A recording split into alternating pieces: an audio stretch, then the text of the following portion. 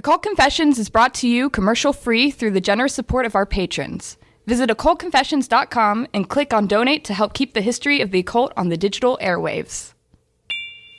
In 1924, British conspiracy theorist Nesta Helen Webster published Secret Societies and Subversive Movements, breathing new life into an idea that had been dead for over 100 years. The idea of a conspiracy conducted by secret societies operating across the globe, calling themselves the Illuminati. Believing she was either reincarnated and had lived in revolutionary France, that her mother had spent time reading about France while she was pregnant and inspired her in vitro, or that she received supernatural input from spirits who had died during the Terror, Webster became obsessed with the French Revolution. In the course of her research, she made up her mind that the revolution had been instigated by a secret cabal originating in Bavaria. Webster didn't come up with this theory herself, but adopted it from two scholars who had lived at the same time period as the Jacobin Revolt. It was first articulated in 1797 by the French Jesuit writer Abbé Augustin Barruel in Memoirs Illustrating the History of Jacobinism. The French Revolution was famously hostile to religion and threw Barruel and his fellow priests out of the country. Writing from exile in England, he argued that occult magicians, Enlightenment thinkers, and Freemasons had conspired together to start and perpetuate the revolution. John Robison, a science professor at the University of Edinburgh, picked up Barruel's ideas and incorporated them into his own theory. Robison argued that the Bavarian Illuminati, which lasted 12 years and disbanded 2 years before the French Revolution began, had actually joined with the Freemasons to enact a plot very similar to what Barruel described. The Illuminati had not been repressed, but had gone underground and were conducting their anti-religion, anti-government plot with even greater secrecy than they had before. Both Robison and Barruel's ideas were widely criticized and confined to the dustbin of scholarship. That is, until Webster dug through the trash and hauled them back into the spotlight.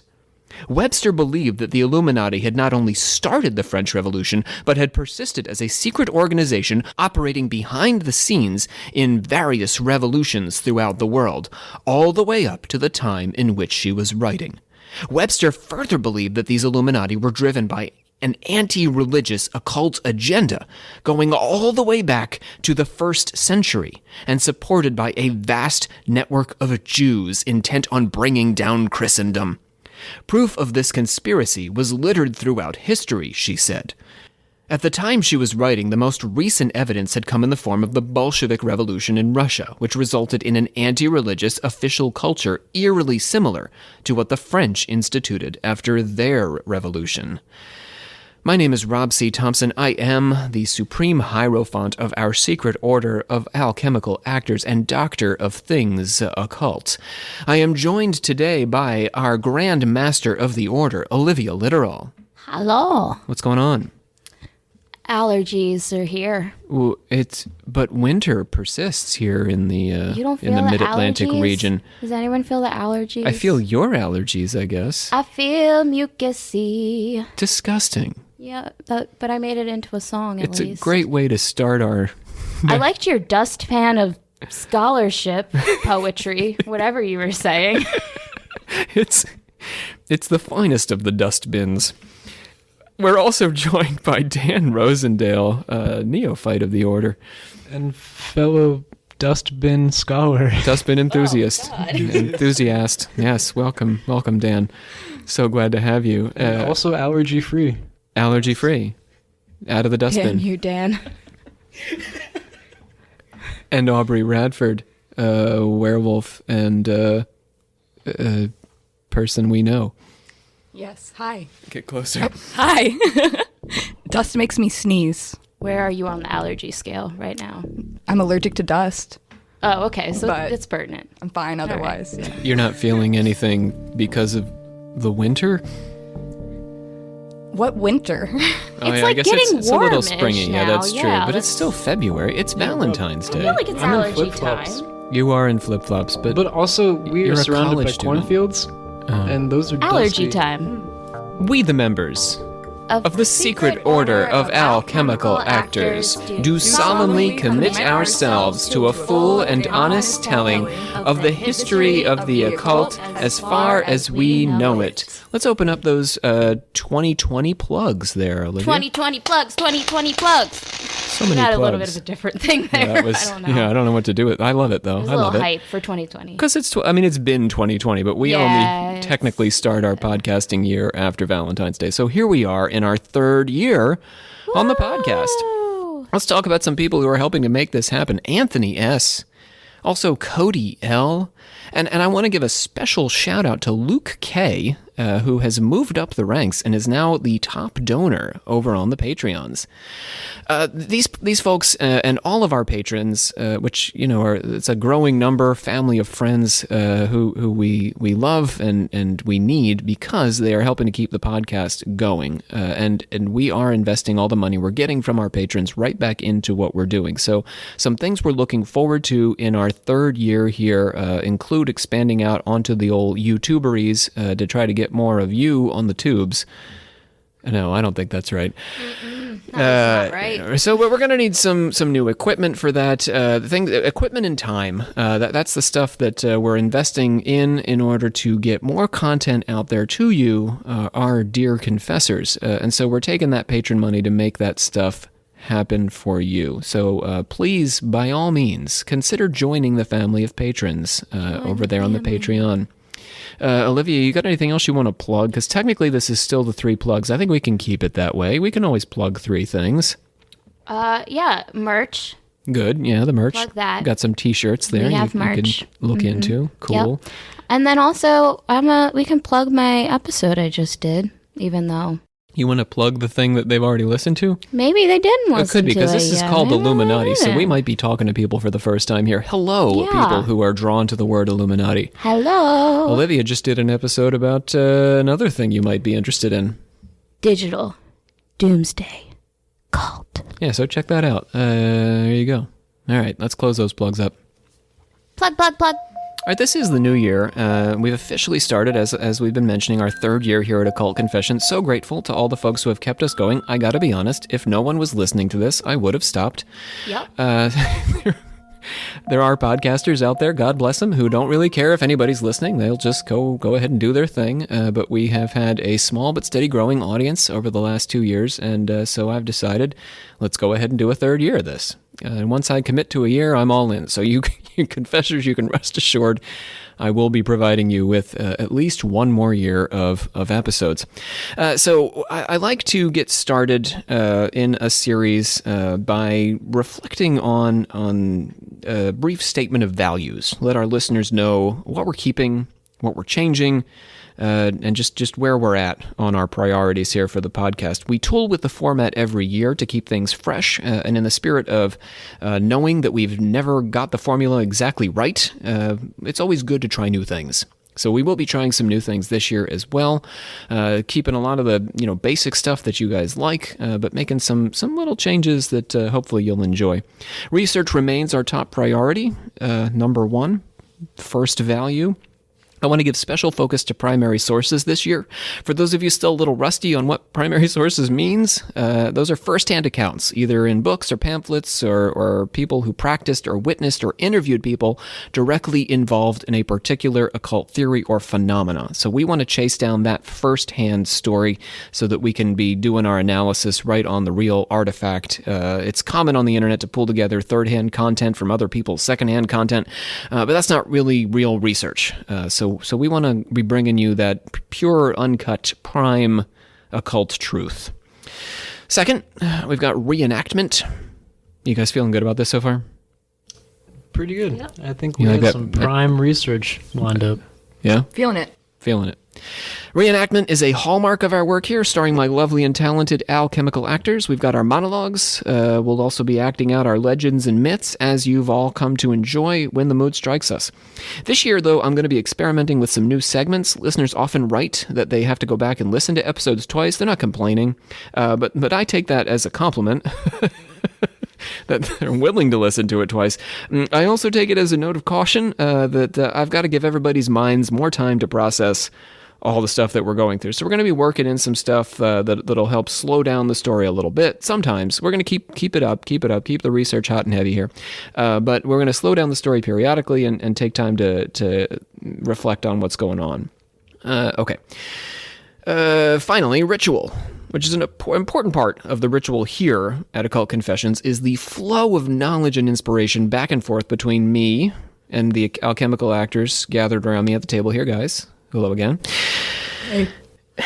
and our listeners. I don't know who that was. She speaks for all of us. She speaks for the crew. So listeners, better known to us as our Order of Confessors, we love to hear from you. We love to reach out to you. I know from the Instagram that we have some of the cleverest and most attractive listeners of any paranormal podcast out there. Yeah, they're attractive people. Some of you are, I'm stalking you. Yeah, Don't worry right? about it. Right. And interesting folks. So some fan service right here. Last year, but I mean it. Last year, I've seen some of those other podcasts, and they do not have, their fans are not nearly They're not there. as clever and attractive as our fans. I just want to say that. I don't mean to start any fights with anybody like Church Secrets, but I'm putting that out there. Blackheart. So last year we invited stories on occult experiences that we incorporated into what we called the Campfire Confessional episode. We're going to keep that going at least a couple times this year. We're not going to do it all the time. I know it's not something we want to hear constantly, but we'll work it in a couple times this year. So if you're doing anything that fits the general theme of the podcast, go ahead and let us know. If you have an occult story, Olivia is collecting those to share. And interaction is a big part of what makes podcasting fun and worthwhile. All right. That's it. That's all I have to say about our values for the year. You guys think we can live up to this? Yes. All right, very good. Now let's get after this here occult conspiracy, shall we? Yes, meeting adjourned.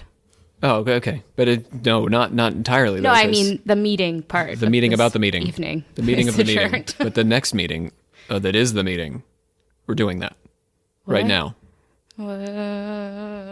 What I'm saying is, it's time to discuss Nesta Helen Webster's theory, which begins at Bible times. Ooh. Not time for the Bible, but times in which the Bible was written. Okay. Webster starts her search for an anti-Christian black magic conspiracy cult all the way back at the birth of Jesus. 3 groups rise to the surface. The Essenes. Is that how you pronounce that? Essenes? What do you think? How's it spelled? Essenes? Like A? No, Essenes. Essenes. Okay. The Gnostics and the Manichaeans. I'll take all of those. Fantastic. You know Gnostics. You do stuff on them. Yeah, I definitely took that one. So the Essenes were an ascetic sect of Judaism. Yeah. Did you say an aesthetic? Ascetic. That means they didn't enjoy things. They deprived themselves of stuff.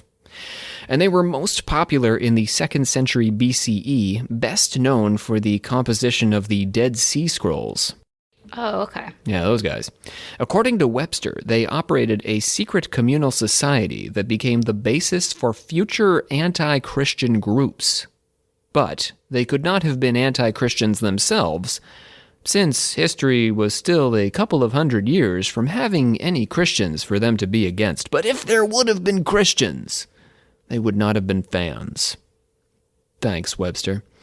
The Gnostics and the Manichaeans, on the other hand, were contemporaneous with the early Christians, and they crafted metaphysical belief systems diametrically opposed to Orthodox Christianity. What word did you just use? Manichaeans, Gnostics, or diametrically opposed? Or I contemporaneous? feel like it started with the C. I don't know. Contemporaneous. Yeah, what does that mean? So at the same time as the Christians, the Gnostics and the Manichaeans were developing anti-philosophies. Got it. Pulled up the thesaurus for that one, huh? There you go. I'm coming in hot and heavy. All right, well, I'm hurting, so. All right, we're starting the year here. We want to start it off contemporaneously. Contemporaneously. Both, I don't think we could start it off any other way because we're right here contemporaneously with each other. Contemporaneous. Expeditiously, sir. Very good. Okay. Both of these belief systems are wildly complex, speaking of the Gnostics and the Manichaeans, and today's not the day to explore them in any depth, Olivia, so you'll be relieved that we're not doing that. I'm going home. No, you stay right there. I'm gonna skip right through this. I'm gonna Sorry. skip right through this Bible times contemporaneous stuff. We don't really need to go into depth here to get Webster's point. For Webster, these, the Gnostics and the Manichaeans are root movements for what will become the Illuminati because of their shared belief that, and this is all we need to know about them, really, creation is at least partially the work of the devil, capital devil, and that the material world is separate from God. Got me? Okay. So, the Gnostics believe that all of creation is an emanation of God, that we are all made up of God, but that creation has gotten very far away from its divine source, and so it is deeply flawed. This God, from which we emanated, was not in fact responsible for creation. Rather, a flawed demiurge, more like Satan or Lucifer, shaped creation. Olivia does a bit of this in her reptilian talk. Yep. And so, while the spirit is good, the material world is evil. The Manichaeans say something very similar. Inspired by the Gnostics, they believed in a dualistic world, a spiritual world of light and a material world of darkness. Humans are the product of a great battle between a powerful devil, capital devil, ruling the material world, and a powerful God, capital God, ruling the spiritual world. In their conflict, humans containing both light and darkness were formed. So we came from both devil and God in this Manichaean view. Yeah? Yeah, that fits with Gnosticism too, kind of ish, sort of. Yeah, similar ideas, very similar ideas. Okay, so that's what makes these groups anti-Christian. Let's go into a little bit of detail about why that is. So it comes down to Jesus, really. Jesus is an incarnated God, and this poses a serious problem for the Gnostics and the Manichaeans. If the material world was evil and needed to be abandoned, Jesus as a perfect spiritual being made flesh doesn't fit into that belief system. You got me? Yeah. So the Gnostics and their various offshoots are considered heretics by the Christian church. The medieval French Cathars, for example, who inherited this tradition, did not believe that Jesus was ever incarnated, but he was always an angel, even, or perhaps even especially during his time on earth, walking around with his disciples, performing miracles, and giving sermons. Whole time, angel, because Jesus is God, so Jesus can't be of the evil devil material stuff. According to the Cathars, Jesus' crucifixion was an illusion, since an angel can't suffer or die. So for all of you heathen listeners out there who don't see what the big deal is, these ideas are a stark contrast to standard Christian doctrine about God's incarnation and Jesus dying for the sins of humanity. If God never incarnates, God can't die for our sins, or for pretty much any other reason. And so here we have our root heresy for the Illuminati to carry through the ages. But what does that have to do with Jean-Paul Marat, Maximilian Robespierre, and Vladimir Lenin? Everyone's asking. What? I don't want the answer right away. Oh. You have to wait. If I may ask also, so if angel Jesus is on the cross and cannot feel pain, does that mean he was just like, jeez, man, this sucks? Did he have like a packet of fake blood and he was just like squeezing it, or like what? Yeah, it was. Side. I mean, because Jesus made everyone believe that he was walking around with them. Yeah, I think it was Jesus is one of the first great actors of. Well, then Judas is good, my dude. Like what? Sure. Okay. No, but Jesus was up there like, well, we shouldn't get into this any further. We're gonna be on so many hit lists. All right, well, I just want to know how he got down, but well, it's fine. Let's skip. It's fine. It's an angel. What? We're gonna go to the Bogomils. Bogomils! So the Bogomils are a sort of medieval version of our Gnostic Manichaean folks. Neo-Gnostic sectarian movement emerged in Macedonia around the year 1000. That's like around Greece, Mediterranean region. And they brought Gnosticism into the medieval world and were organized with a mission to oppose traditional state and church authority. Uh-oh. So we're starting to get our anti-government, anti-religion plot mixed in with our Gnostic ideology. A major theme of the Illuminati's program, Webster says, is anarchism, opposition to any social control or organization whatsoever. The Bogomils' ideas spread as far as Italy and France, helping to give rise to the French Cathars that we were just talking about. They believe that God has two sons. How many sons? Two sons, Rob. Two of them. Sataniel, Sataniel, and Mikey. Sataniel rebelled against his father, making him the evil son, and went on to create the earth. He wanted to create humanity, but he couldn't without Dad's permission. You see, he needed his father to give him Adam's spirit. Once he'd created Adam, Sataniel forced the first man to sell himself and the souls of all of his children and children's children, and so on, for all eternity, for the right to till the soil to survive. God was none too pleased with this and sent Michael down to earth as Jesus Christ. And Michael as Jesus broke the clay tablet on which Adam's deal with Sataniel had been written, transforming Sataniel into Satan. Lost those last 3 letters there. Satan then conspired to have Jesus Michael crucified. I'm like 100% down with this story. Prime sibling rivalry there, right? This makes the whole thing so much better. It's a little Cain and Abel, yeah. Yeah. Jesus Michael Christ. Now you know Jesus' middle name. It just explains a lot more about their relationship, too. Like, what'd they do in the desert all that time? Now you could think a lot more about all the things they could have done as brothers. About Dad. And, you mean they were their brothers, so it was like a buddy comedy. They were out in the desert. I feel like they were still fighting, but doing like stuff with blocks and playing with Tonka trucks and stuff. I didn't say there were 4, but... Oh. You know, normal children things like ascribing things on clay tablets and then breaking them. Yeah. That was a bad move on Satan's part, right? To like just make it a clay, like everything was contingent on a clay tablet. Like, couldn't he have done that in something a bit sturdier? Don't you dare. Sometimes you just have to work with what God gave you. And you know what God gave Satan? Apparently clay. Man, you've never written out a grocery list on a clay tablet? No, because it keeps shattering, man. And I don't know what I'm supposed to pick up. 1 lemon? 2 lemons? I personally switched to limestone after the ladies at the grocery store started making fun of me. Because of the clay, yeah. I said my chiseling skills were off.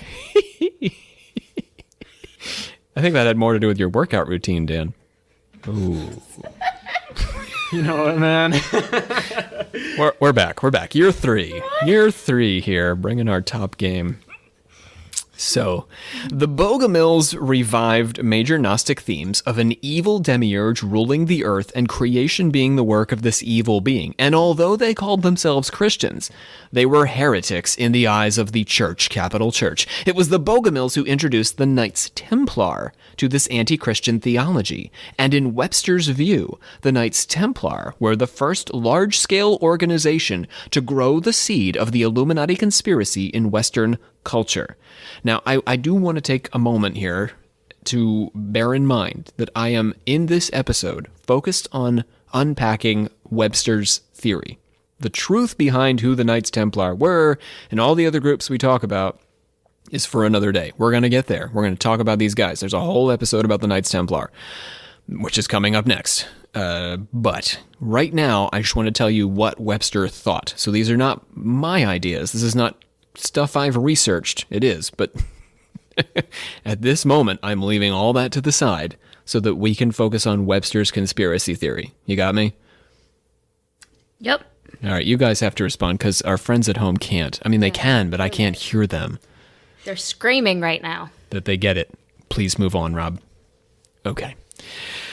So, thinking of the Knights as anti-Christian should feel a little strange at first. They were founded after the success of the 1099 Crusade to protect Christian pilgrims visiting the Holy Land. That was their job. Why is Webster then calling them a bunch of heretics? They took a vow of poverty. Here's where things start to go off the rails. But they were so popular and received so many donations that their ranks and their power increased in step with their wealth. So a lot of people are joining the Knights Templar and they're carting around a lot of cash. Wait, so they weren't getting paid from the church or whoever, but they were getting paid by the people? There was some papal funding coming to them, especially initially, but they were going around to all the lords of Europe to collect funding. What and was people the poverty part then that they were... So the individual knight was poor. It's sort of like your clergy member in the medieval period. In theory, they take a vow of poverty, but the order itself can collect money. Oh. So well, then what's the point? For what? Well, then you're getting money anyway. Well, but you're getting money so that you can fund your order to protect the pilgrims. But then why even... Okay. Why collect the money? It's like you can't No, afford why a nice say- Gucci belt, I get but the you can get a point. sweet sword. I just... Yes, yeah, you can't get that Gucci belt because that's not going to help the pilgrims, but you can buy anything you need for pilgrims. I feel like anytime I've watched anything on like the Knights Templar, I've always seen that they always are like, oh, they're like flowing in gold, and like that's always the. That's pretty much. Are you talking about like History Channel conspiracy theory and stuff? Just anything I've ever watched on TV. I feel like it's always They're in good shape. They have a nice Well, uniform. gold. They got good horses. They had 3 horses per man in the Holy shit. Land. But that was in order to, so now we're getting into some of the research here, but that was in order to protect, that was for their mission. So it wasn't like so they could just be fancy and get the ladies. It was so they could have enough provisions to take care of the pilgrims and to advance the cause of the Crusades. But you're telling me that everyone was just like a good little soldier and used their funds for. Well, I the can't sake vouch of for the- everyone, but just I'm going to say for the Seems most like a bad part, system. at the top of the system, I think that's mostly what they were doing. And they were also bankers on behalf of the lords of France and England That's and how whatever. they started, right? Well, they remain bankers throughout. And this is, whenever you bankers, right? The Rothschilds, all these people get into these conspiracy theories because they were bankers. The Knights Templar were basically what they did is they would hold on to cash in the Holy Land because, like, if you're the king of France and you're coming down to fight a holy war, you don't bring your like checkbook with you. So if you need to buy more stuff to feed your army, you need a bank, and the Knights Templar were that bank. They had that cash on hand that they could then give the king of France, loan the king of France, and he would have to pay them back because they're the freaking Knights Templar. So if he didn't, the Pope would just excommunicate him. Yeah. Which they cared about for a while. But anyway, we'll get into that next Sorry. time. It's all right. It's No worth checkbook, but 3 horses for business, home, and pleasure. no pleasure. Business, home, and business. 2 business horses. For business coming, business going. Inbox, outbox. Anyway. Where were we? In Webster's conspiracy theory version of the Templars, they repeatedly jeopardized the faith in service of acquiring wealth. Maybe this is what you heard History Channel-wise. Protecting a recent... I'm picking on the History Channel. I don't know where you're hearing this stuff. Yeah, probably the history. Just TV. I don't know what I'm watching. So, protecting a recent Christian convert from Islam, they gave the guy back to his family, who proceeded to punish him severely. Why did the Knights Templar give this convert to Christianity back to his Muslim family? Because the family paid them a handsome bribe. Webster cites a variety of examples of the Templars sacrificing their Christian values in service of acquiring wealth. But that wasn't the worst of it. Rumors began to circulate of still darker trespasses against the Christian faith taking place in the secret rooms of the Templars' various enclosures. You ready for this? It's going to get dark. Yeah, Aubrey? Yeah? Yeah. Yes. Aubrey's Darker into the the better. single syllables today. Yeah. Yep. On the 13th of October, Ooh, what a good day. it's my mother's birthday, That's a great birthday. right? Wow. 1307. That's not my mother's birthday. King Philippe le Bel, or Philip the Fair of France, had all of the French Templars rounded up to stand trial for betraying the church. The French inquisitor accused them of insulting the cross in their initiation, denying Christ, worshipping a false image of God, allowing lay chiefs to give absolution, which was a right reserved for a priest, and practicing unnatural vice. Execute them. Kill them where they stand. They're going to. The French tortured the knights first, and many confessed. While these confessions might seem coerced, and definitely were coerced, Webster is one step ahead of us on this. She's like, I see you, Rob, in 90 years deciding that this is made up, but I've got you, she says. Unwilling to believe the results of Philippe's trial, Webster points to the fact that the Pope conducted his own inquiry with 72 knights, and he did not torture the knights, and yet he received similar confessions to what Philippe's inquisitor had heard. Again, I'm not going to question any of these things historically today. That's for the next episode. Trials and convictions followed across Europe, except in Germany, where the knights were tortured, but never convicted. Go German Knights Templar. In England, Edward II was reluctant to prosecute the knights at all, but finally did, receiving mixed results with some knights confessing and others pleading their innocence. Edward II famously died by being sodomized with a hot poker. I feel like he was worrying about a lot of things. It was a separate issue. A lot of things going on. Christopher Marlowe, in a play about Edward II, strongly suggested that Edward II was homosexual and was sodomized with a poker as a result. But historically, he was. We don't know if he was homosexual, but we know that he was definitely sodomized with a poker, and that's how he died. But that's not the story we're telling today. That is a complete tangent. But Olivia, I could tell, needed me to say. I didn't need you to. You really wanted me to. That's like more than 50 Shades Darker. That's like 100 Shades Black. 100 Shades Dead. It's a fun play. Back in France, 54 knights recanted their confessions and were burned at the stake for relapsed heretics. Don't relapse in medieval France. But also don't do it now. Yeah, Joan of Arc also was burned at the stake for relapsing. Okay, so this is our first real evidence of an anti-Christian movement, hiding behind closed doors in the secret meetings of a not-so-secret society. Given the knights' mixed responses, Webster guessed that there were probably knights among them who did or did not ascribe to the conspiracy. So she's a pretty reasonable person when she's trying to make her argument. She's not like all of them were evil. She says some of them were evil. I'll take that. Well, we'll take it today, but we're not going to take it next time. I'm going to tear this all apart. When superiors, but I want to take this seriously, take it slowly. I don't want to, ruin everything right away. We got to let Webster have her day. Let her have her moment. And then we'll start into it. Okay. She gets one episode Here she as a treat. Yeah. And I'm ruining it by constantly pointing to the fact that this is not going to last. Okay. So when superiors, okay, what the heck was I talking about? Oh, they were proud. So there's some knights who are evil, some knights not evil. So when superiors ask the knights to spit on the cross, right? So your boss is like, so you just convert, you just join the Knights Templar. You give up all your stuff. They give you your smock with the red cross on it, the nice white smock that Olivia thinks is so expensive. And I don't know, clothes were expensive, right? I guess, I don't know.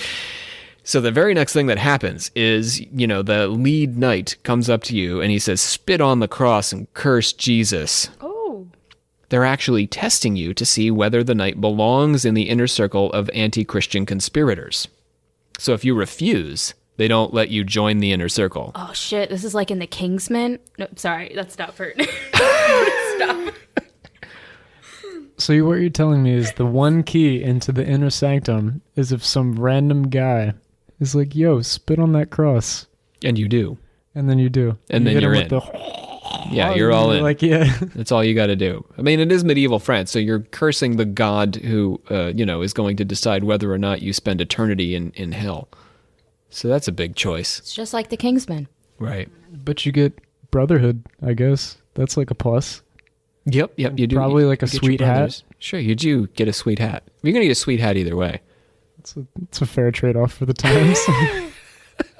They don't get a hat in the Kingsman. And they're Catholics, so I know it's eternal damnation. Anyway, there will be some damnation of you. It's also possible, and Webster admits this, that the blasphemous acts could have been tests the knights used to determine who was truly worthy of the order. So maybe there wasn't an evil order. Maybe they were just asking you to do it, and if you did it, they were like, you don't love Jesus enough to be a Templar. So only the knight who rejected the blasphemous requests could become a true knight. But Webster decides it's actually easier to believe in a secret order of satanic knights, despite the mixed confessions and recantations, and she just sort of carries on. So she mentions this. She's like, it's possible that this was just a test to see if they were worthy of Jesus. But I'd rather believe that there were evil knights worshiping Satan at the middle of these places. I mean, wouldn't you? And but that's it. Okay, so again, I have a lot more to say about the Knights Templar, but let's move on. After the Templars were disbanded, or burned at the stake, so They're you could over? They're gone? They're gone. Wow. That's so fast. They last a couple hundred years, so actually not the longest of movements when you think about the medieval world. Anyway, the next group, so we got to get somebody to pick up the torch of the Illuminati, because the Knights Templar are gone, and that is the witches, the witchcraft cults. Webster believes that the... Sorry. It's a Dan weird. didn't like that. Oh, didn't like that sound? Sounded a little angel-y. Oh, for a witchcraft I cult? was like going into Ghost, but then I was like, I gotta stop. It's time to stop. Couldn't let the ghost out. I think that's what the Templars said, too. Webster believes that the witchcraft accusations aired at trials across Europe were based on actual witchcraft practices. Okay, so this is a complicated claim that we discussed earlier in the podcast. In fact, like our second season on our Wicca episode in our Lady Magic series. That's season 2 that you're on, aren't you, Aubrey? Yes, I am. Delightful. It's not easy to prove or disprove, though. So many of the views on witchcraft expressed by church inquisitors, as in the Malleus Maleficarum, the manual for witchcraft trials, were entirely the product of the inquisitors' repressed imaginations. They imagined things like that their penises would be vanished and stuff. But for Webster, that's neither here nor there. The witches were real, according to her, and they really murdered innocent people in the service of performing black magic rites. Yeah. See, for example, Gilles de Rais. Gilles de Rais was a French hero of the Battle of Orléans who fought alongside Joan of Arc and was later tried and convicted of the murder of scores of peasant children who he killed in the act of invoking demons who de Rais believed would reward him with wealth. Again, we're not going to do that today. We actually have a whole episode on Gilles de Rais in our Black Magic series. I'll refer you out to that episode. Needless to say, the de Rais story is also very complicated. All right. And that brings us to our very first segment, first version of our first segment of the day. It's called The Word You May Be Wondering About. Oh. Do you want to, is that what you want to do for that? The word you might be. No, I gotta work on it. I gotta workshop it. I gotta workshop it. It'll be back. So this is just the first one. Just gotta marinate it. Let it cook. Yeah, I gotta. Okay. So that sound means we've reached our daily segment, and by sound I mean whatever Olivia just did. Today, we're bringing you the word you may have been wondering about, in which I define a word that I've been using a bunch this whole episode and really should have taken more time to define.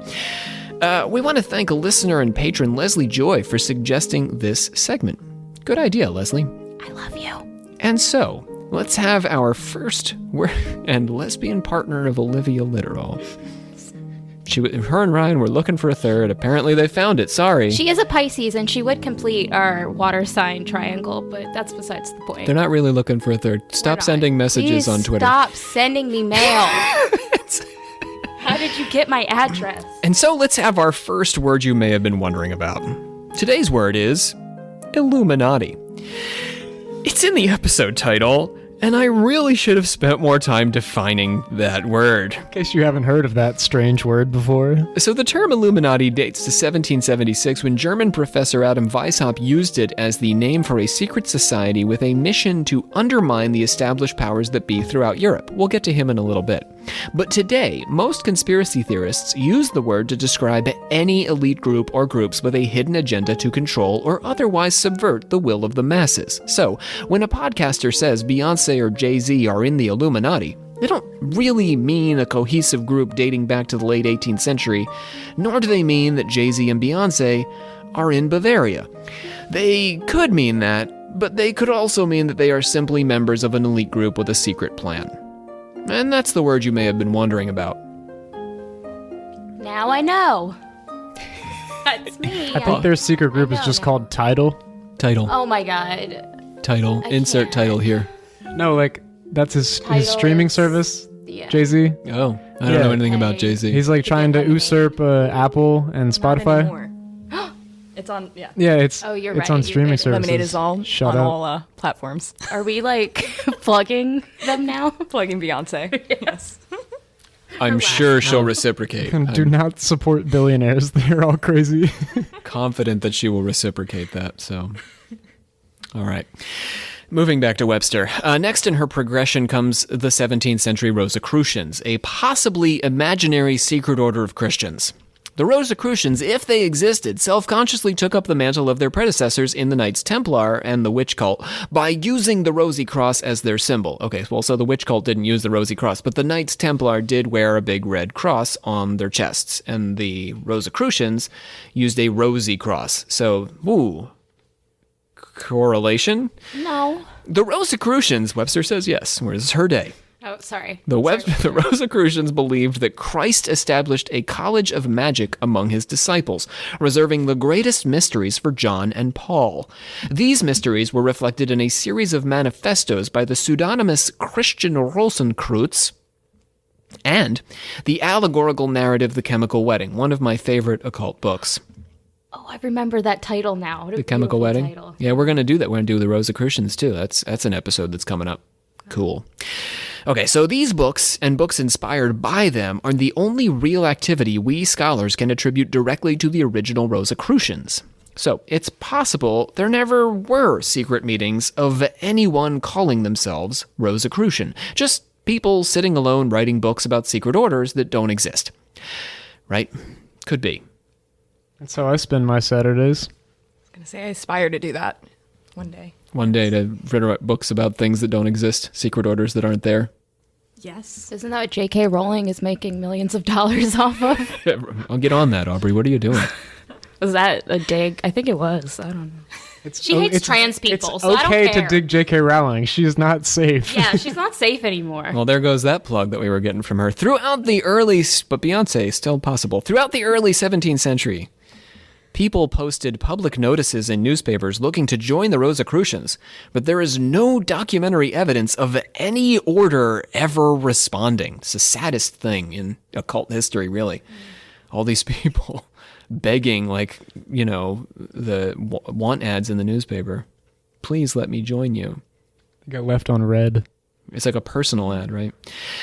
It's possible that they were just that good at keeping the secret. Hundreds of books were published through the 17th century reflecting Rosicrucian themes and attempting to expand on the principles set forth in the first manifestos and the Chemical Wedding. While the Rosicrucian texts may have seemed to reflect Christian values, and the writers actually professed to only practice what we might call today white magic, Webster says, "There's no such thing as white magic, Rob. And the Rosicrucians," which she does acknowledge maybe never existed in the first place, but if there were Rosicrucians, they were satanic. The sect is further accused of compact with the devil, sacrifices of children, of cherishing toads, and making poisonous powders, dancing with fiends, etc. But of the real doctrines of the Rosicrucians, no one can speak with certainty. As the book continues, Webster often speaks in this speculative way. Since the secret practices and beliefs she's talking about, poisonings and black masses, are by definition kept away from the public gaze, both contemporary and historical gaze, that is, there's no way to say that they ever happened. There's also no way to prove that they didn't happen. The people who lived in your house before you moved in used to have sex in your kitchen sink all the time. There's no way for me to prove that that ever really happened. And the people that live there now still do. Chew on that. Let me start that again. The people who lived in your house before you moved in used to have sex in your kitchen sink all the time. I'm just doing this for Aubrey now. There's no way for me to prove that these people did have sex in your kitchen sink. There's also no way for you or the people who owned the house before you to prove that it didn't happen. Sure, they would say that they didn't have sex in the kitchen sink, because that's the kind of weird thing, a little bit hard to physically imagine and bordering on unsanitary, that you would say you didn't do. You would say, I didn't have sex in that sink. Especially if I was having sex in that sink. In the same way, the Rosicrucians would say that they didn't poison people and desecrate crosses. But that doesn't mean that they didn't poison people and desecrate crosses. Of course that's what they would say. Did I just undo conspiracy theory across the globe in every with using sex in the kitchen sink? Did I do that? Yep, that's it. You canceled it. Conspiracy theories, they're gone. They're 86th. Cancel culture. 86'd it. Yep. You're welcome, America. But see, you could just get one of those little light thingies and just find all the sperm all over your kitchen sink. Light. And then you get all the people that used to live there and you line them up and you question them until you figure it out. That's not sperm, and that was placed there. That was planted. That's planted evidence. I think you put that there. I think you have multiple personalities, and that's how that ended up there. You're not wrong, but maybe they put some there too. You're too loud. You're too loud. Newsflash, Rob exposes that people lie about bad things that they do. And enter conspiracy theory. So whether or not the Rosicrucians ever existed, people believe they did, and so their ideas manifested in the Order of the Rose Cross, which is a degree within the Freemasons. The Freemasons inherited the mystery from the Rosicrucians. So here goes the Illuminati taking steps. But much like the secret satanic inner circle of the Knights Templar, not all Freemasons were part of this conspiracy. Many were completely ignorant of it. The Freemasons are central to most Illuminati conspiracy theories, at least the ones that trade in the sort of history that we're talking about. We have to keep in mind that the Masons were an international movement with strong roots in Enlightenment thinking. Masons occupied important positions in governments across the Western world. An important part of what the Masons were encouraging were basic rationalist principles. Got that? Yes. Yes, we do, Rob. These principles are typified by the French Enlightenment thinker Denis Diderot, the driving force of the Encyclopédie, or the first encyclopedia of the modern world. Diderot believed in the abolishment of the monarchy and state religion. These, he believed, infringed on the basic rights of humans. While Webster makes these ideas seem like aberrations, they're pretty much the founding principles of the United States, and also the hallmark of advanced democracies.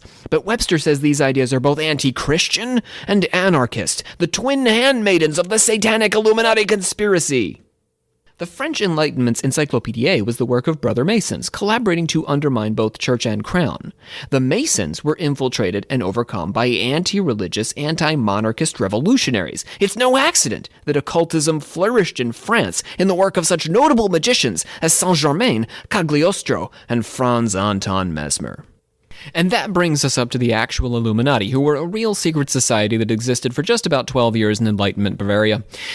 Mentioned them at the beginning. These Illuminati were formed in 1776, as I said in our word, by Adam Weishaupt, with a stated mission to abolish all established religions and political authority. All right. Weishaupt was a law professor in Ingolstadt in the electorate of Bavaria. In 1776, magical year, he founded the Illuminati as a kind of brotherhood of spies, organized within isolated cells, keeping the membership secret even from many of the other members. Initiates, many recruited from the Freemasons, had a heavily prescribed reading list and were uniformly committed to Weishaupt's rationalist program against organized religion and government. Sort of like the alchemical actors. Long reading list, organized program of podcasting craziness into the world. That's all we do. Yeah, there was no podcasting, though, with the Illuminati. Maybe there is now. I don't know. Webster argues that Weishaupt learned how to structure his Illuminati from a Manichaean merchant named Kalmer, who also went by the name Altotas. Don't look those up, you won't get anywhere. I tried. Weishaupt trained for 5 years with Altotas. The more we penetrate into his system, the more apparent it becomes that all the formulas he employs, which derive from any religious source, whether Persian, Egyptian, or Christian, merely serve to disguise a purely marital purpose, a plan for destroying the existing order of society. Thus, all that was really ancient in Illuminism was the destructive spirit that animated it, and also the method of organization it had imported from the East. Weishaupt seems to have been operating at the direction of a hidden group in forming his Illuminati. This group sought freedom of religion, freedom of the press, and the liberation of the enslaved and overtaxed, also the abolition of trade unions. Weishaupt directed the Illuminati toward a program of total anarchy. Human beings lived in health and peace before the development of modern society, via agriculture, bringing about property ownership, government, etc. Humans should strive to return to this state in which they are dependent on themselves, and not a government or a neighbor for their happiness and survival. On the religious end, Weishaupt said that no divine redeemer would bring this about. Burn. Men must do this for themselves. Working through secret societies, men will bring down the existing order through a bloodless revolution. To further make Webster's point that he was anti-Christian, Weishaupt framed Jesus as a communist and a secret society adept intent on breaking down the boundaries between religions. Thanks, Jesus. That sounds super cool. I was going to say it sounds like part communism, part just throw away natural law theory and just let everyone kill each other. Well, but that's not what Jesus wanted. Jesus wanted us to live on communes and, be tolerant of each other's religious beliefs. Well, no, not there. But Well, that's what Weishaupt said anyway. And that's what Webster said about Weishaupt. Boy, we got a lot of lenses here today. Anyway. That's what Webster said about Weishaupt, about communist Jesus. Correct. In that order. You got all that? This will get easier when we believe it or not, when we go to the medieval period, this is all going to get a lot easier. This is the toughest day, I think. What? So if they take down the government, do they just rule? Like, what is the... No, they don't want to rule. Weishaupt's theory is that he just wants to dismantle government. Government Then itself what? is bad. Anarchy. We live on our own. We support ourselves. We literally just... There's no replacement. Yeah. We live by nature. It's the nature's laws. We take down organized religion, we take down the government, and we just all chill. But then won't they not be a society anymore? They don't like society. Society's bad. But they are in itself a society together believing this. Well, they're a conspiracy to bring down... They're a real conspiracy to bring down the governments of the world, to dismantle the governments of the world. So they don't want to then step in. They'll just all move to their own farms and never talk to each other again. That's what I'm asking. Oh, and it's also true that they didn't know who each other were. Weishaupt was really good at not letting that's anyone right. else You did know say that they were in the Illuminati. So you wouldn't be able to meet up with your Illuminati friends. It wasn't like the Freemasons. You didn't have like meetings on Saturdays where you all chilled in your robes. What happened to the people that weren't informed, that aren't in on it? Well, we wouldn't know. This Okay. Hidden hand of the Illuminati will have destroyed the governments of the world, and we just have to live on our farms and, Got it. enjoy our lives. Take that. Yeah, suddenly we aren't having to pay tax. If you paid tax, then. Yeah, no taxes, none of that. I'm not necessarily a fan of anarchy, let me tell you. I'm just telling you. This is what Weishaupt imagined. I'm just channeling Weishaupt I here. feel like in a strictly agricultural setting, that's kind of okay. Where your only purpose is to sell grain to old women in a farm. Then it's cheaper. And if It's easier. if we were all well-rounded human beings, and could get along, then it would totally be Man, ideal. imagine that, huh? There are so many philosophers that are rolling in their grave right now. They're like, this Right. is... Rousseau springs to mind here, but Yeah. yeah, if we could get along, yeah. So that's the thing, and we shouldn't need to get along. I think in the Weishauptian view of the world, because we should all be able to live on our own farms, and we shouldn't bug each other, and we should mate with each other's daughters and stuff, because that's healthy. But we shouldn't need each other for anything. Yeah, again, you give people possessions. You can't. Yeah. So in July 1785, an Illuminatus named Lanza was struck by lightning on his way to Silesia. When his body was found, he was searched, and officials discovered the order's instructions. The historical Illuminati's secrets had been exposed. The order was officially suppressed in 1786, and Weishaupt was banished from Bavaria. It's kind of a pretty badass end. So he was banished. Oh, no. This is not the guy that got hit by the different lightning bolt, guy yeah. was struck by lightning. So his note did not get, turned to ash from a lightning bolt? It No, was just survived. sort of okay? I think that would happen, though. That's kind of insane. Well, it's a hand of God, man. The Yeah. finger of God ended the Illuminati. Is it like a Terminator thumbs up that he was just holding the note? Yep. And that was the only thing left? I don't think his whole body has to burst into flames. No, it'll come down through the top of your head, I believe, and the rest of you is just your heart stops because you get struck with Yeah. the electricity. But Yeah, I don't have personal experience with a lightning bolt, so I couldn't tell you. I'm really happy for you. Thanks. you're not like Going strong. you're not like a charred. Anyway, so where were we? Webster does not believe that this was the last history heard of Weishaupt. Official history, yeah, but official history is for losers. Conspiratorial history is for the, everyone else. Chads. Is it? Webster says Weishaupt's order continued under a skillful system of camouflage. Under the guise of the Lodge of Amos Reunus, he directly influenced French revolutionaries by collecting together middle-class and aristocratic anti-monarchists and instigating the execution of Louis XVI. While this may or may not be true, it is true that following his exile, Weishaupt wrote a series of books detailing the meaning and method of Illuminism, and these may have inspired some of the French revolutionaries. The Reign of Terror, like the outbreak of Satanism in the Middle Ages, can be explained by no material causes.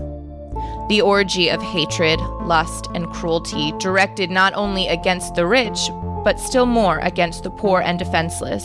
The destruction of science, art, and beauty, the desecration of churches, the organized campaign against all that was noble, all that was sacred, all that humanity holds dear. What was this but Satanism? So we've got the basics of Webster's chronology and can imagine how the Illuminati takes over from here, or listen to literally any of the many conspiracy podcasts or YouTube channels who detail the Illuminati's activities in the modern world. But we're not quite done with Webster yet, because we can't fully comprehend the modern roots of the Illuminati without Webster's theory of a vast Jewish and socialist conspiracy to bolster and advance the Illuminati's agenda. Are we ready for this? Hell yeah. I'm ready to dive on in. Although Webster takes pains at the start of secret societies and subversive movements, her book, to let her readers know that she is not anti-Semitic. If you gotta let them know. Oh, she says it over and over again. Particularly when she's saying anti-Semitic stuff. So, the thread of a secret Jewish conspiracy aiding and abetting the anti-Christian anarchist black magic conspiracy runs through pretty much the whole text. She affects a measured tone in talking about this Jewish conspiracy, but pulls no punches and ultimately develops a distinctly anti-Jewish perspective. The charge of black magic recurs through the history of Europe from its earliest times. The Jews are accused of poisoning wells, of practicing ritual murder, of using stolen church property for the purposes of desecration. No doubt there enters into all of this a great amount of exaggeration, inspired by popular prejudices and medieval superstition. Yet, whilst condemning the persecution to which the Jews were subjected to on this account, it must be admitted that they laid themselves open to suspicion by their real addiction to magical arts. Anytime you hear yet, that just means, yeah, everything I just said, forget about it. Fellow Jew, I am honored to be in the lines of black magic. You are honored to be a black magician. Yes. You are honored to have Webster wind her hand around your shoulder and then carefully stab you in the back. How could you respond positively to that? Like, yeah, it's not that bad. She told me that I poison wells. I frequently do that. No, it's unreasonable, Dan. It's unreasonable to think that Jews poison wells. They just definitely practice magic. They're just definitely magical. Yeah, not anti-Semitic, by the way. See, that's cool. Okay, so you're so far so good. I don't know if you're going to stay that way, but okay. These magical arts are the Kabbalah, famously practiced by a series of Baal Shems. The Baal Shem is the... You know about those, Aubrey? The Baal Shem? I know a little bit about the Kabbalah, but... Okay, what do you know? Is that the one where they put the boxes on their head and wrap up their arms and stuff? Or is that the other one? No? Is that a different... What is that, Olivia? I don't know what that is, she's talking but about. that's not... I mean, it's possible. I just haven't seen that done. Watch the movie Pi. Oh. Yes. All right. Let's talk about the Baal Shems. So the Baal Shem is central to the Kabbalah, Hebrew term for master of the name, and refers to rabbis capable of using the tetragrammaton or divine name of God to achieve miracles. The Baal Shem rose to prominence during the 18th century, roughly the same time period that the Freemasons were adopting Rosicrucian principles and Weishaupt was organizing his Illuminati. Coincidence? I think so. Traditionally, the Baal Shem could achieve direct contact with God to heal and intercede on behalf of his community. Have you ever been healed by a Baal Shem? Never met him. How about a guy with a box on his head? Has that ever happened to you? Have you been healed by such a man? I'd love to, but or had your never arms met any wrapped of those up? guys in person, sadly. The last dude I met with a box on his head was a Minecraft impersonator in Philly, and that did not go well. He did not smell very nice. Why did you smell him? Well, we were in a coffee shop. Not that I know this guy, but Did you try to get into his box with him? Oh. No, it was just on his head. There was obviously a convention going on nearby because I also saw Mario walking down the street, but he looked kind of sad. And I don't know, he just was behind me. But who wears the box in the coffee shop still? I don't know. It just He's makes a character. Yeah. The secret name of God, which is only spoken in the holiest temple on the holiest of days, Yom Kippur, had been lost with the destruction of the temple in Jerusalem in the year 70. But a Baal Shem was able, through mystical means, magic, to recover the name of God, and utilize it to work miracles. So this was a secret that the Baal Shems walked around with, and they only got it by mystically channeling some otherworldly force. Webster gives special attention to a British Baal Shem, Dr. Samuel Jacob Falk. This was the Baal Shem of London, and he escaped burning at the stake on charges of sorcery and moved to London. Yeah, where he was a neighbor to Emanuel Swedenborg, a major figure in the advances of American occultism. He was a big inspiration for the spiritualist movement, for example. His neighbor. Okay, so there were many legends about Falk, including that he rescued the great synagogue in London from fire by writing in Hebrew on one of the pillars. You ever done that, Aubrey? No, but I would like to. You should probably start writing on more stuff in Hebrew just in case it catches fire. I think I'm going to start researching later today. There you go. Baal Shem Samuel Jacob Falk.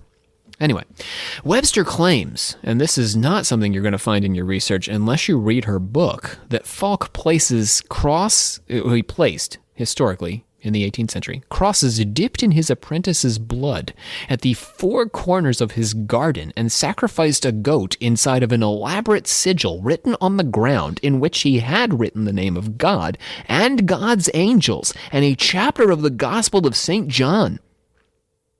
All right. While the purpose of this ritual is uncertain, because Webster never says what this was for. Well, I hear they didn't have fertilizer back then. If this was in his garden, maybe he was just down and out. The method of this ritual is meant to be sufficiently shocking to convict Falk of black magic in the eyes of Webster's readers, right? Same as that quote. You're magic, but that's all we can say for sure. Magic. She claims Falk was a member of the Freemasons, or at least regularly consulted by the Masons, and was consequently an important influence on the secret societies at the center of her study. Falk is, in other words, further evidence of a satanic occultist Judaism shaping the Illuminati. It is in the Kabbalah, still more than in the Talmud, that the Judaic dream of world domination recurs with the greatest persistence.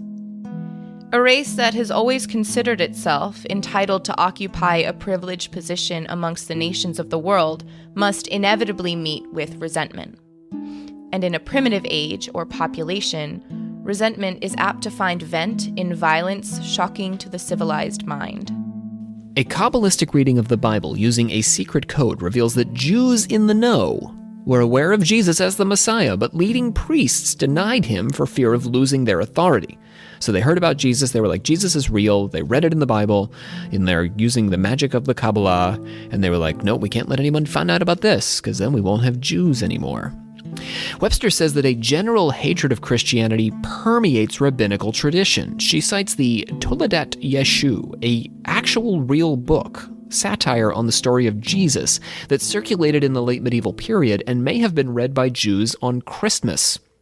Okay, according to the Ancient Jew Review, which is a real public publication you can reference online, early versions of the Toledat Yeshu skipped over Jesus' birth narrative, but later stories described how Mary, an upstanding Jewish woman, was taken advantage of or raped by Jesus' villainous human father.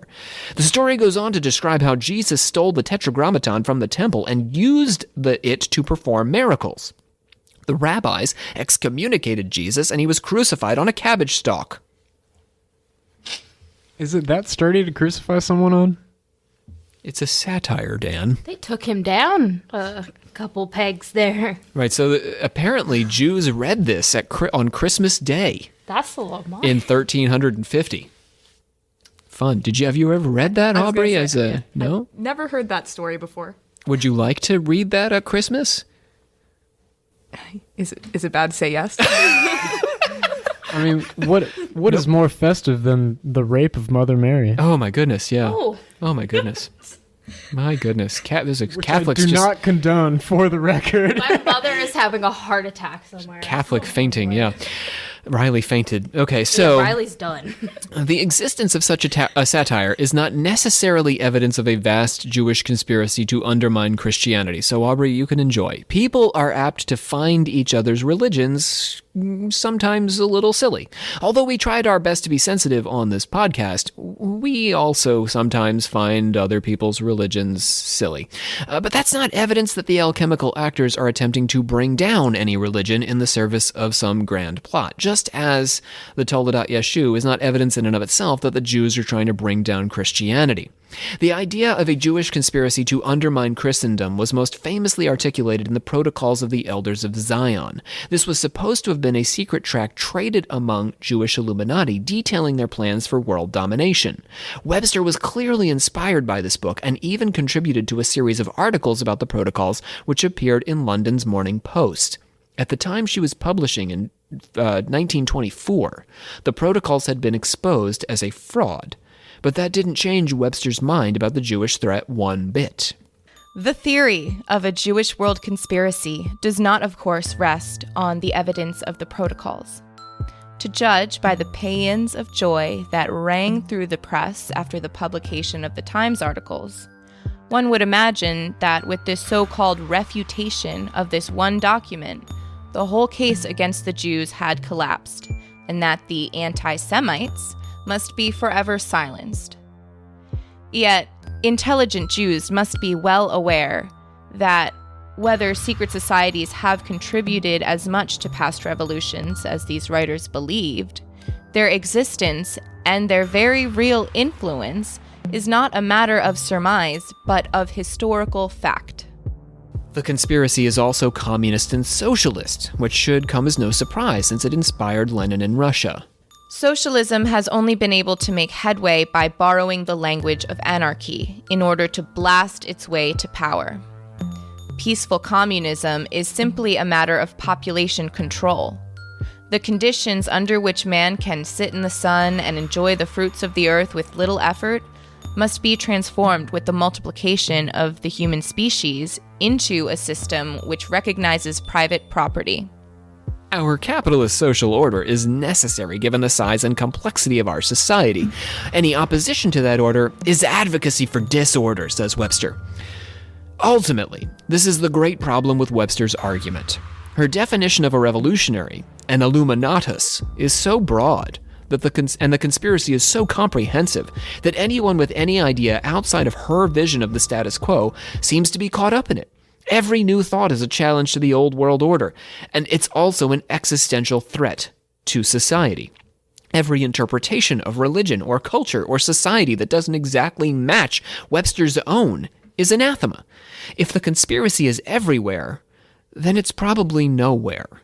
Why should we assume that Webster's preferred reality is the best? Why should we assume her vision of Christianity brings us closer to God, or that her vision of government is the most beneficial for the governed? She doesn't tell us, and it's worth noting that Webster was a member of not one, but two fascist organizations in Britain. Perhaps Webster's ideal world isn't so ideal after all. While we might quarrel with Webster's worldview, the question lingers whether any of the conspiracy she's outlined really existed or continues to exist. Even if we agree with some or all of the program, are there really occultists attempting to undermine the world order as it exists? These answers and more are coming your way, dear confessors, as we begin to work our way through Webster's claims and the claims of occult conspiracy theorists across the 20th century and up to the present day. Next time, here on Occult Confessions. Okay, so we're introducing a couple new segments at the end here. The first one is we've actually sent our alchemical actor, Instaquisitor Shannon Landers out into the field. She's our first field correspondent, and I've got her here on the line. Shannon, you there? Shannon, hello? Hi, Rob. Shannon, hey, hi. Hi, I just want to say that I'm honored to be our first field correspondent. Yeah, you seem like the perfect person for me. I feel like if anyone can handle a field, it's you. You know, that's what people tell me all the time. Magnetic field, just a cornfield. I think that you're our man in the field. Mm-hmm. Right. That's me. So can you tell the good people what your assignment is, Shannon, out in the field? Who are you looking for? Okay. So this is top secret information. Right, so don't tell anyone else, listeners. Yeah, I know this is a public podcast, but it's Right. just us. Just If the you see specific Shannon in the public. field, don't blow her cover. Yeah, don't Yeah. rat me out, guys. All right, so what are you up to? The Illuminati? Yeah, you're hunting them down for us. Yeah. So your job is to find the Illuminati headquarters, Yes, I take my job very seriously. and we're gonna post that on Instagram as soon as we figure out where it is. Yeah, you can look at the location on the post. Well, no, There'll be Shannon a Landers selfie is of checked in. me. The location at the Illuminati. Checked in at Illuminati headquarters. Yes. All right then. So how's it going? Where are you at in the world? So you're hunting down the Illuminati. You could be anywhere. We've given you our entire Patreon budget for the month, which is some I have money. to say, I spend at least like 87% of it. What? That is a very specific percent. I know. What are but you it's telling all- me? Spend it on what? Did you find the Illuminati? That's a lot of percent of our Patreon budget. Excuse me, ma'am. Are you ready to put in a drink order? Oh yes, please. Do you have grapefruit juice? Shannon. No, hello. yeah, hello?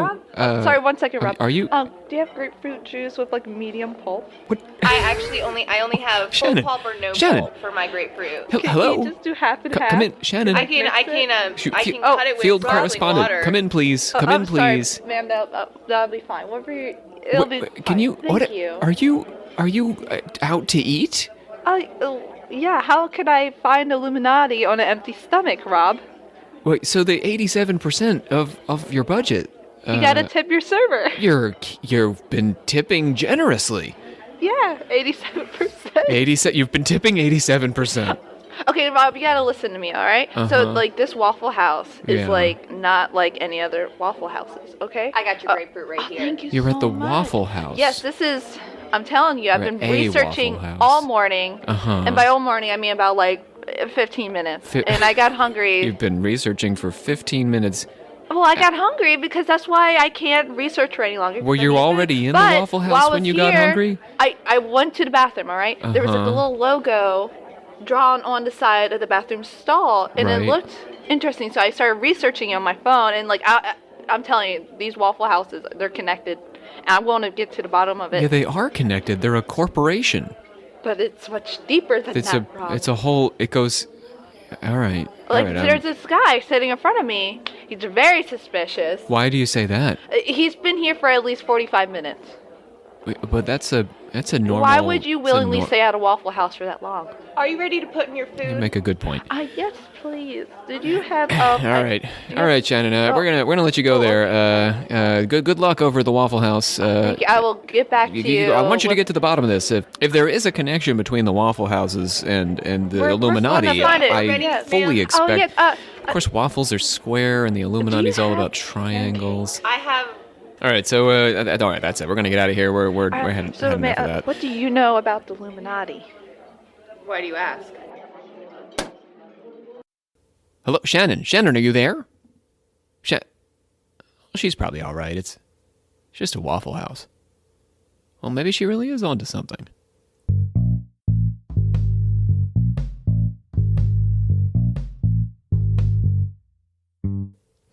Love each other.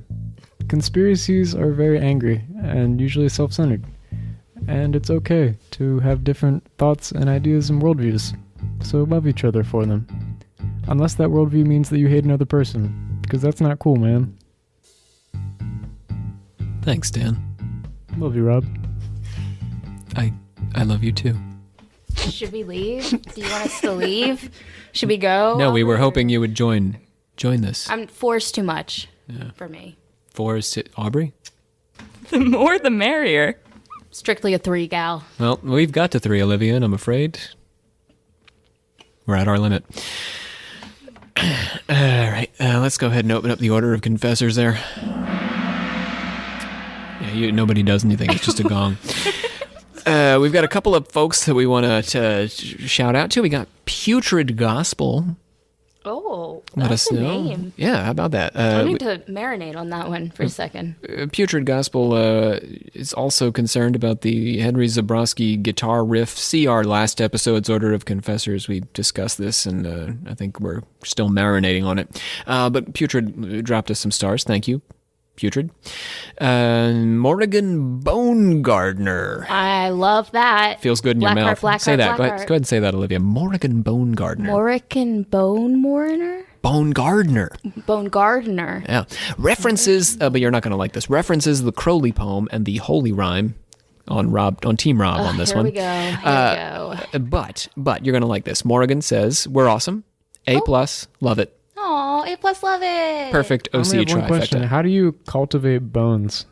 Well, I mean, maybe Morrigan will add that to our comment section there. Very carefully. I think it's Morrigan's last name. Anyway, that's enough. That's enough of the Order of Confessors. I've had enough of it. Let us close it. It's closed. Did it blow up after it closed? All right, Olivia, bring us on home. I hereby adjourn and declare closed this meeting of the Secret Order of Alchemical Actors till such a time as we get together and do it again. We had but one voice today for Nesta Helen Webster, and that was Lucy Bond, doing a bang-up job of that. Fascist lady. Joining us around the circle, we have Aubrey Radford. See you guys. Cool. Dan. Always fun to be here, Rob. Olivia Litteral, Master of the Order.